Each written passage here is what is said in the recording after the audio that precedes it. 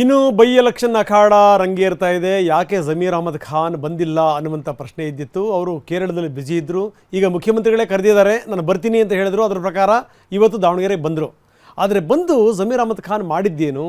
ಬಂದರು, ಈ ಜೊತೆಗೆಲ್ಲ ನಿಂತ್ಕೊಂಡ್ರು ನಾಯಕರುಗಳು, ಒಬ್ರಿಗೊಬ್ರು ಕೈ ಹಿಡಿದು ಎಲ್ಲ ಎತ್ತಿ ಅವರು ತಮ್ಮ ಬೆಂಬಲವನ್ನು ತೋರಿಸಿದರು. ಇದೆಲ್ಲದರ ಜೊತೆಗೆ ಪತ್ರಕರ್ತರ ಜೊತೆಗೆ ಮಾತಾಡಿದರು. ಅದು ಬಿಟ್ಟರೆ ಅವ್ರು ಯಾವುದೇ ಪ್ರಚಾರಕ್ಕೆ ಹೋಗಲಿಲ್ಲ.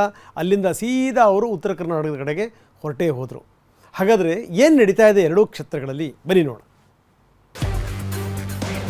ದಾವಣಗೆರೆಗೆ ಜಮೀರ್ ಬಂದ್ರು ಹೋದ್ರು. ಉಪಕರಣದ ಅಖಾಡಕ್ಕೆ ಇಳಿದ್ರು, ಪ್ರಚಾರ ನಡೆಸದೆ ವಾಪಸ್.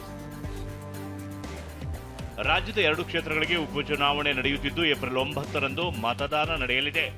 ಬಾಗಲಕೋಟೆ ಹಾಗೂ ದಾವಣಗೆರೆ ದಕ್ಷಿಣ ಕ್ಷೇತ್ರಕ್ಕೆ ಎಲೆಕ್ಷನ್ ನಡೆಯುತ್ತಿದ್ದು ದಾವಣಗೆರೆ ದಕ್ಷಿಣ ಹೈ ವೋಲ್ಟೇಜ್ ಕಣವಾಗಿದೆ.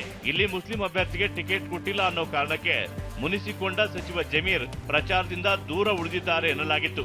ಆದರೆ ಅದೇ ಜಮೀರ್ ಸಿಎಂ ಸೂಚನೆ ಮೇರೆಗೆ ಇಂದು ದಾವಣಗೆರೆಗೆ ಎಂಟ್ರಿ ಕೊಟ್ಟಿದ್ರು. ಇದರಿಂದ ಕಾಂಗ್ರೆಸ್ ಕಾರ್ಯಕರ್ತರಲ್ಲಿ ಸಂಚಲನ ಆಗಿತ್ತು.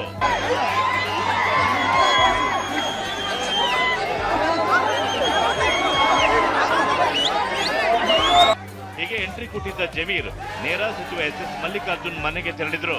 ಬಳಿಕ ಸಚಿವ ಮಲ್ಲಿಕಾರ್ಜುನ್ ಜೊತೆ ಜಂಟಿ ಸುದ್ದಿಗೋಷ್ಠಿ ನಡೆಸಿದ ಜಮೀರ್ ಇಬ್ಬರ ನಡುವೆ ಯಾವ ಮುನಿಸೂ ಇಲ್ಲ, 2028ಕ್ಕೆ ಮುಸ್ಲಿಂ ಅಭ್ಯರ್ಥಿಗೆ ಟಿಕೆಟ್ ಕೊಡೋ ಭರವಸೆ ಕೊಟ್ಟಿದ್ದಾರೆ ಅಂದ್ರು. ಅಟ್ಲೀಸ್ಟ್ ನಮಗೆ 28 ನಾವು ಕನ್ಸಿಡರ್ ಮಾಡಬೇಕು ಅಂತ ಕೇಳ್ಕೊಂಡಿದ್ದೀವಿ. ನಾವು ಕನ್ಸಿಡರ್ ಮಾಡ್ತೀನಿ ಅಂತ ಹೇಳಿದ್ದಾರೆ.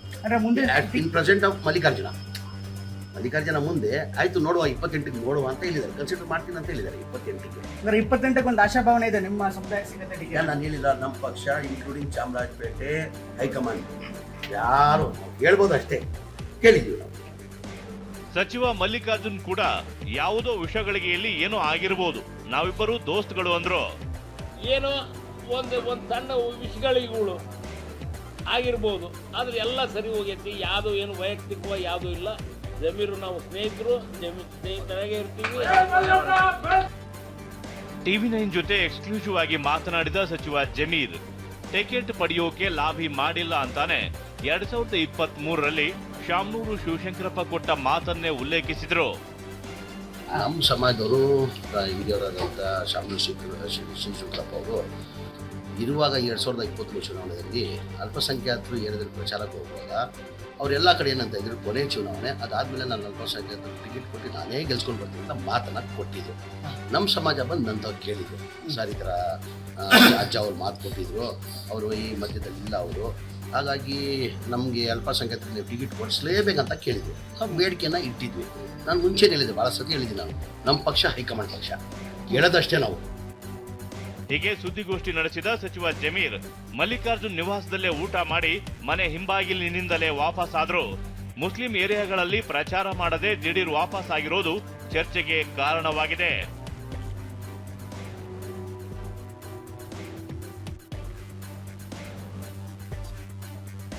ಬಾಗಲಕೋಟೆಯಲ್ಲಿ ಕರಪತ್ರ ದಂಗಲ್. ಬಾಗಲಕೋಟೆ ರಣಕಣದಲ್ಲೂ ಭರ್ಜರಿ ಮತಬೇಟೆ ಆಗ್ತಿದೆ. ಇದರ ನಡುವೆ ನಿನ್ನೆ ರಾತ್ರಿ ಹೈಡ್ರಾಮವೇ ನಡೆದಿತ್ತು. ಬಾಗಲಕೋಟೆ ನಗರದ ಕುಮಾರೇಶ್ವರ ಕಾಲೇಜ್ ಕ್ಯಾಂಪಸ್ಗೆ ತೆರಳಿದ NSUI ಕಾರ್ಯಕರ್ತರು ಬಿಜೆಪಿ ಅಭ್ಯರ್ಥಿ ಚರಂತಿಮಠ ವಿರುದ್ಧ ಕರಪತ್ರ ಹಂಚಿದ್ರು. ಕೇಸರಿ ಶಾಲು ಹಾಕಿಕೊಂಡು ಬಿಜೆಪಿ ಕಾರ್ಯಕರ್ತರಂತೆ ಎಂಟ್ರಿ ಕೊಟ್ಟು ಅಪಪ್ರಚಾರ ಮಾಡಿದ್ದಾರೆ ಅಂತ ಆರೋಪಿಸಿದ್ದ ಬಿಜೆಪಿ ನಾಯಕರು ಗಲಾಟೆ ನಡೆಸಿದ್ರು.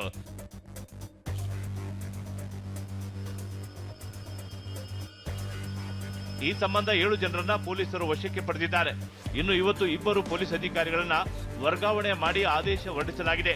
ಚುನಾವಣಾ ಆಯೋಗದ ಮಾರ್ಗಸೂಚಿಯಂತೆ ಬಾಗಲಕೋಟೆ ಮಹಿಳಾ ಪೊಲೀಸ್ ಠಾಣೆ ಸಿಪಿಐ ವಿಜಯ್ ಮರಗುಂಡಿ, ನವನಗರ ಪೊಲೀಸ್ ಠಾಣೆ PSI ಅಶೋಕ್ ಚೌಹಾಣ್ ಅವರನ್ನ ಎತ್ತಂಗಡಿ ಮಾಡಲಾಗಿದೆ. ಇನ್ನು NSUI ಕೂಡ ಜೀವ ಬೆದರಿಕೆ ಹಲ್ಲೆ ಕೇಸ್ ದಾಖಲಿಸಿದೆ. ದಾವಣಗೆರೆಯಿಂದ ಬಸವರಾಜ್ ದೊಡ್ಡಮನಿ ಜೊತೆ ರವಿ ಮೂಕಿ, TV9 ಬಾಗಲಕೋಟೆ.